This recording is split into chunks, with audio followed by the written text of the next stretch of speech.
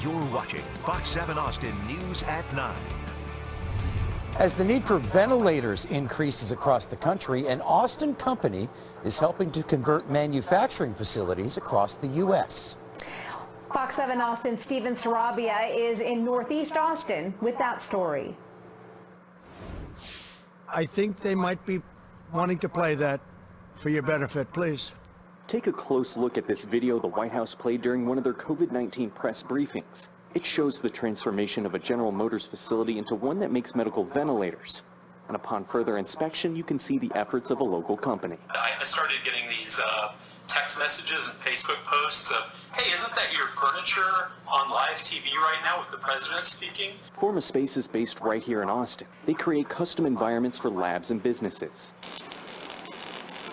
When the number of COVID-19 cases began to rise across the country along with the need for ventilators, Jeff Turk, the company's CEO, says they were contacted by GM to help convert their Kokomo, Indiana factory. We shipped over 30 truckloads of product to GM in just a few days. That's a lot of product for a small company to produce.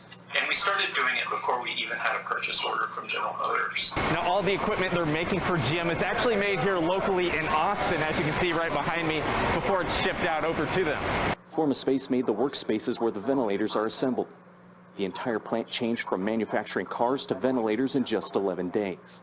All the engineering involved in that over the course of days, not only our team, but the GM team, those guys were working 20 hours a day, 7 days a week with their sleeping bags rolled out at that plant to make that happen. President Trump even recognizing how quickly the joint effort at the GM plant was done. They did it in 11 days from start to finish, a remarkable testament to the ingenuity of the American worker.